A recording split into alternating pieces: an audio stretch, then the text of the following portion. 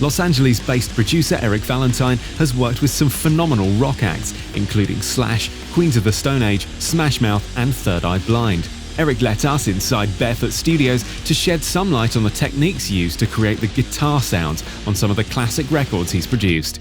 In this part, Eric shows us a deep surf guitar sound used for recording with Smash Mouth and others. This one is sort of completely different from the other stuff. I chose this just to try and give a real range of different ways that you can approach, getting a guitar sound. And this was used on quite a bit of stuff, more on some of the earlier stuff like Third Eye Blind and Smash Mouth. So on the first Third Eye Blind record, there were a few places where I was really into setting up like an array of amps and then not close miking them, let the amps sort of blend together naturally in the room and put mics in front of it that are just like human ears and really just listen to them that way.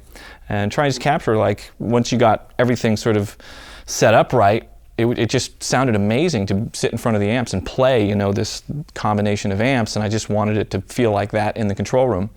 And so this is, represents that type of a setup. You can hear it on the Third Eye Blind record on a song called God of Wine. That one was particularly extravagant. We had 6 amps set up in this gigantic room at Skywalker Ranch. They have one of the biggest sound rooms certainly I've ever worked in. It's massive. And so we set up these 6 amps in an array on one side of the room and set up mics back from them, just where you could just hear sort of the stereo presentation of the amps. Just blended those in the control room to get the sound. It was also used on a lot of Smash Mouth stuff. Greg Camp loves classic surf guitar stuff, and we eventually sort of settled on a combination of amps. This is very similar to it. I had a few amps that have good spring reverb stuff. One of them, we loved the sound of the amp, but it didn't have spring reverb, so we'd always take this Fender reverb tank and put it in front of an AC30 and add a nice spring reverb to the AC30. This is an old Ampeg Jet. It's actually the reissue. It's a 90s reissue of it, but it's a great sounding amp, and right now I have it plugged through a Silvertone cab. And then this is an old Magnatone here. So these two have built-in spring reverb. So all the amps have spring reverb, and they all have either tremolo or vibrato. And so when you start turning on different combinations of those things, you just get this amazing sort of shimmering, big stereo, natural guitar, surf guitar sound that just happens in the room. And so I just have a couple of mics set up roughly at ear distance, your 2 ears, just listening to the amps and how they blend together in the room. There's some things that become really, really important when you start to get into approaching it this way. The amps really have to add up properly in the room. And so for starters, they all have to be in phase together. So it was something that we ran into when we started doing this setup. So what ended up happening was the Magnatone was out of phase with these other two. The Magnatone, doesn't have, the speakers are hardwired, so there isn't really an easy way to reverse the phase on the amp itself. And so I'm using with this setup, again, reamps, where there's basically a DI input, and the output of the DI can be split passively to 3 different reamps, and then each reamp goes to an individual guitar amp, and so that's the place where you can flip the phase. So you don't have to mess with the speaker wires and stuff. So in this case, we have like a little adapter that has a switch on it, so you can just reverse the phase back and forth going into the reamp. It makes it real easy. The other thing that's really important is the grounding gets extremely complicated when you have multiple amps plugged in with a DI, a powered DI, which is also plugged in. All of those things have ground connections, and the guitar cable itself, because the shield is also the ground, it forces you to connect the ground on all of these things, and that can cause all kinds of ground looping. And so the reamp boxes have transformers in them, and so transformers allow you to isolate the ground.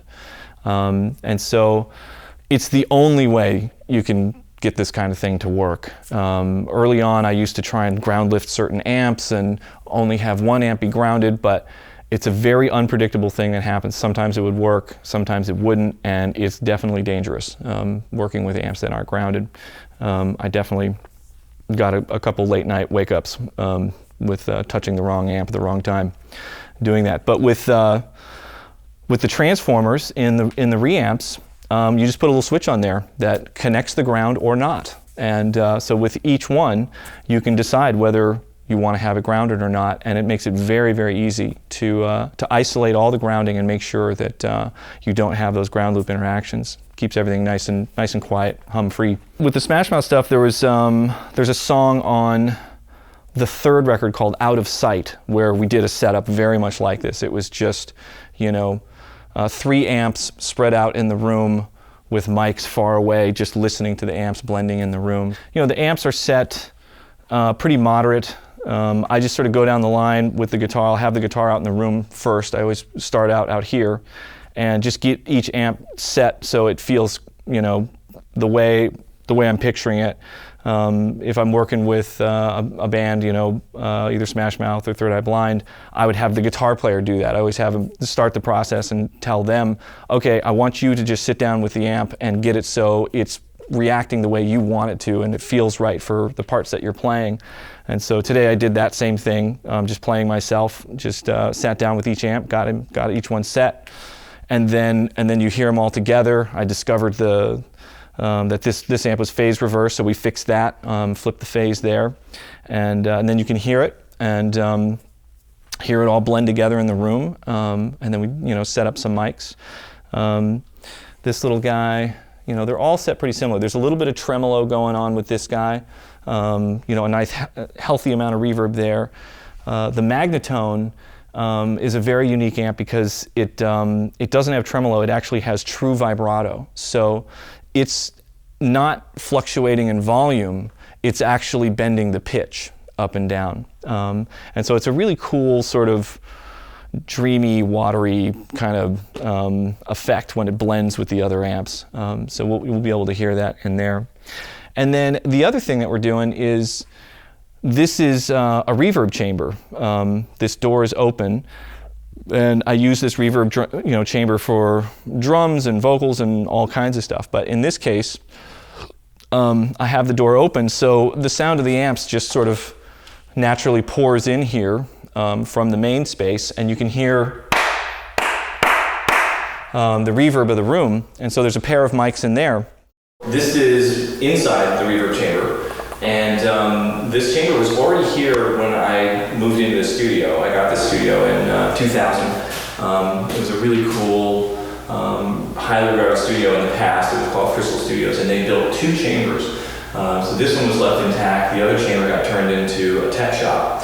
That's still what it's used as now. But so this was a reverb that they used, in Crystal Studios in the 60s and 70s on all kinds of amazing records, from Stevie Wonder to War to Barbra Streisand to James Taylor, whatever, on and on. It's a great sounding chamber, and so in this case, I added this door, so the sound that's happening in the main sound room can just sort of pour into the room, and we have a pair of microphones that capture this just as a reverb that I can add. And so in this case, it's on our little surf guitar sound that sort of pours into the room. I get it in these mics, and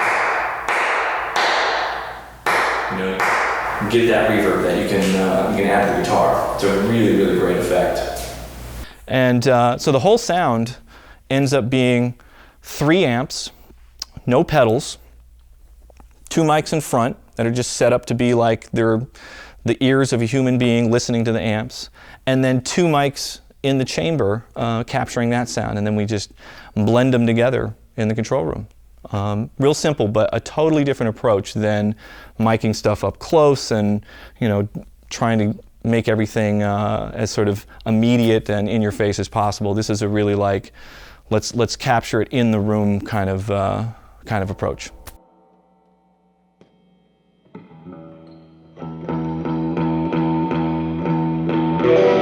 All right, so this is the more surfy type sound. I'm playing a Mosrite. This one is the Californian. Really cool 60s guitar, very popular with like the Ventures and stuff. Cool surf guitar. I'm also using one of our Varicap cables.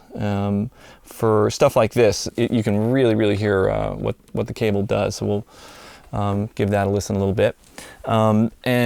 So as we saw out in the room, there's just a pair of mics sort of in front of the array of amps, and then there's a pair of mics behind them in the chamber for extra reverb.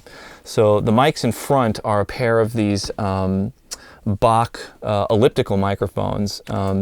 They're a FET version of his 507 capsule type mic that he was working on at one point. I had a chance to check them out. I really loved them, so I got a pair. I don't know if he ever ended up making them available to buy, but that's what these are. Love these mics. They're really great. Just a beautiful, natural sound for capturing room sounds and stuff like that. So those are right in front of the array of amps. They sound like this.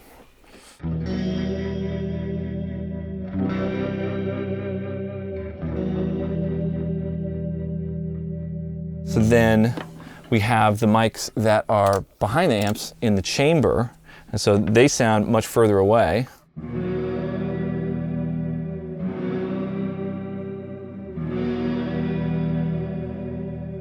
Just almost all reverb.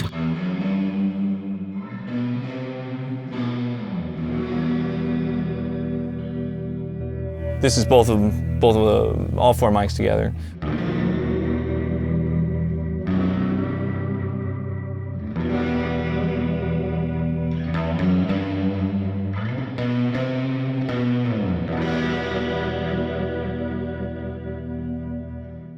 So, I mentioned that I'm using this UTA Varicap cable. I've been using that on all of these, and using a specific setting for each one of these sounds. But this is a really good opportunity to sort of demonstrate what this thing does. So with the close mics on the guitar, you can hear that there's a lot of upper harmonics from the guitar. It has that more sort of bell-like quality to it.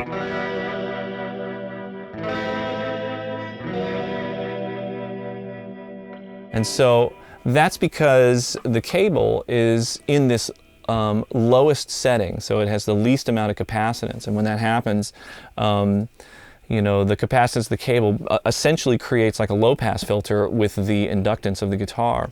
And so it just starts rolling off high end from the guitar as the capacitance of the cable goes up. And so if I switch this to the highest capacitance setting, you'll hear even just the hum of the sound change. And so now, really dark.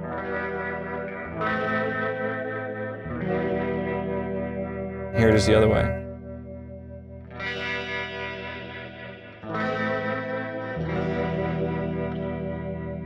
Dark again.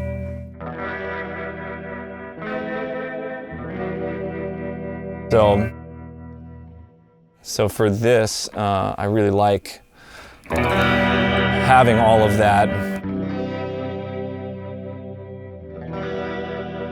sort of bell-like quality in there is really nice for this.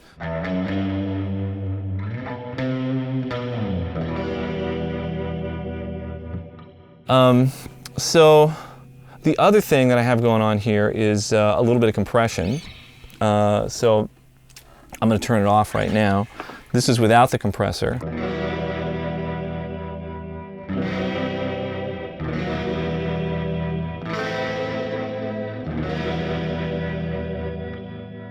Here it is with the compression.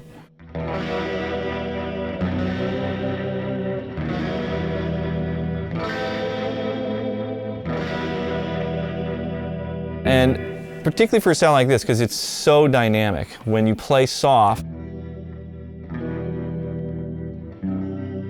the sound is darker, it's obviously quieter, it's not as aggressive, and if I end up digging in, the compressor does a great job of smoothing that stuff out. In this case, I'm using the new version of the Unfairchild, this guy right there. And so, subtle amount of compression. It's only compressing maybe 3 or 4 dB on the loud bits, you know. But just enough to make it so things don't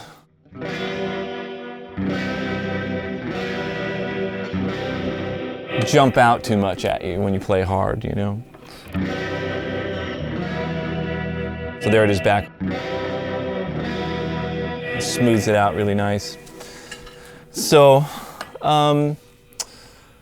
with this setup, I'm trying to think what else is significant about this. There's no pedals. We're going through a DI, so it's just the Varicap cable going straight into a DI on here, and so the DI is set as clean as possible. So it's all transformerless, cleanest set I can have. So it's just as transparent as possible going to the amp, as much as I can get it to be just the same as plugging directly into the amp.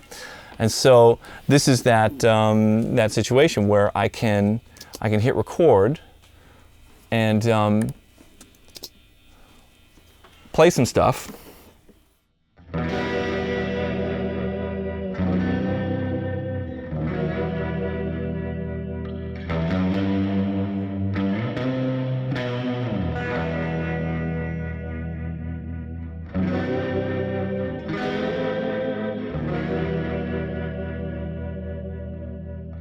And then keep the DI and have it play through the amps.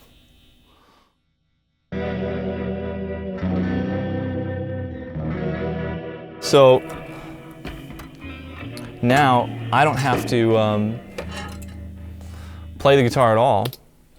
I can just have this play back and switch.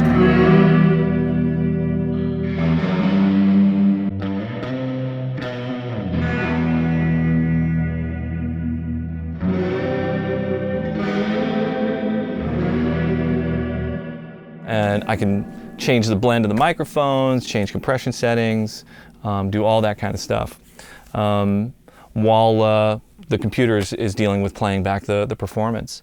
So this is actually a good opportunity to show some of the EQ moves, because the EQ moves were pretty extreme on this. When the mic is just sitting out in front of the amps like that, sometimes it can get a little boxy sounding.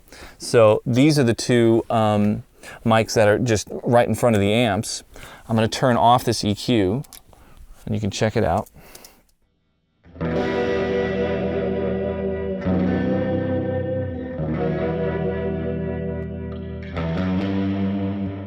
Now this is with the EQ on.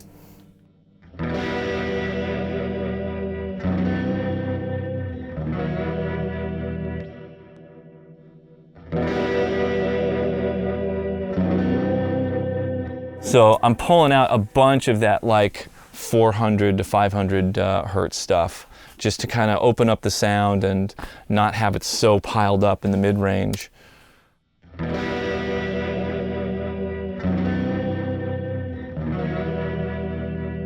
So similar thing going on with the chamber mics. So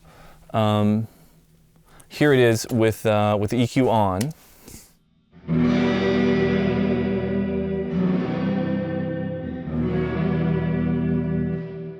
Here it is with the EQ off.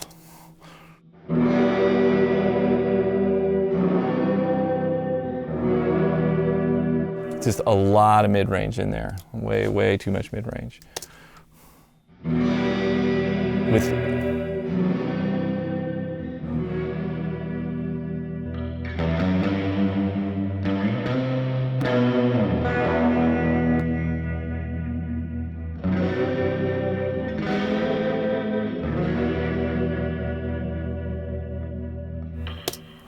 So there you have it. Surf guitar. 3 amps, 4 mics, 1 chamber, Fairchild compressor. There you go.